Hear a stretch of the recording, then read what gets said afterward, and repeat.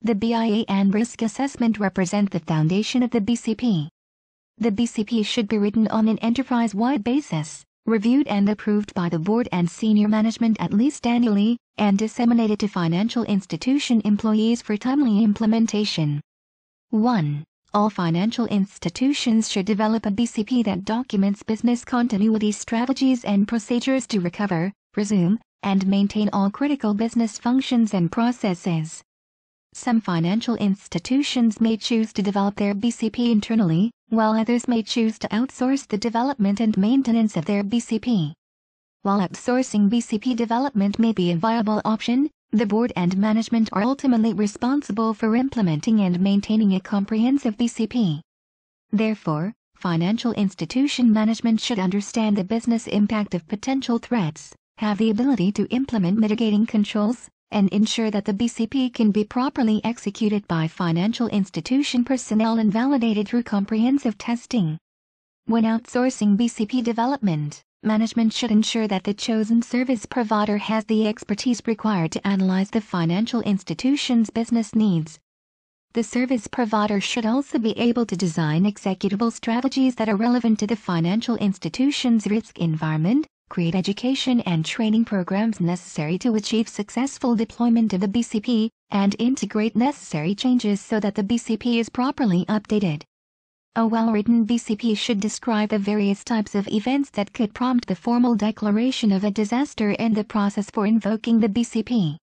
It should also describe the responsibilities and procedures to be followed by each continuity team, have current contact lists of critical personnel, address communication processes for internal and external stakeholders, identify relocation strategies to alternate facilities, and include procedures for approving unanticipated expenses. The BCP should specifically describe the immediate steps to be taken during a disruption in order to maintain the safety of personnel and minimize the damage incurred by the institution.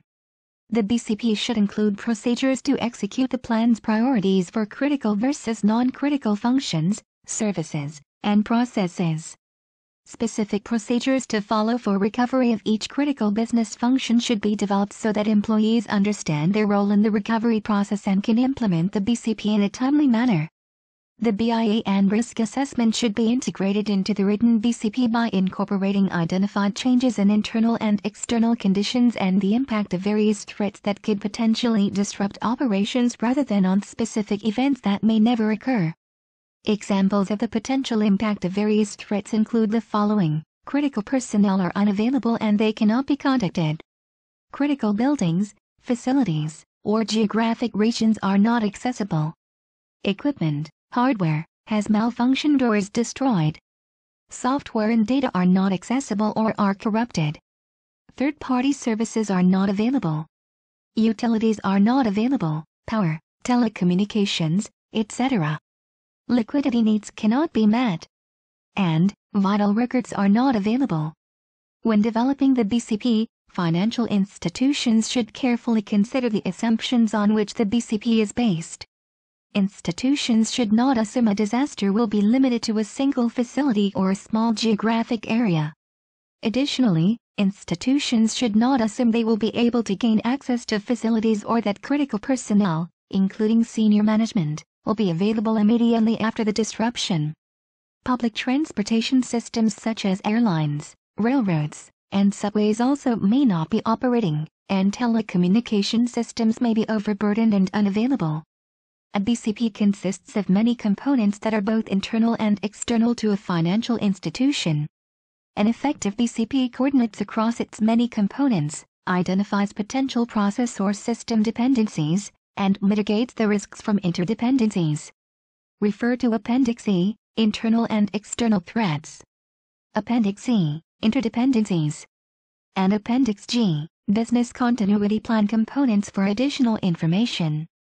The activation of a continuity plan and restoration of business in the event of an emergency depends on the successful interaction of these various components.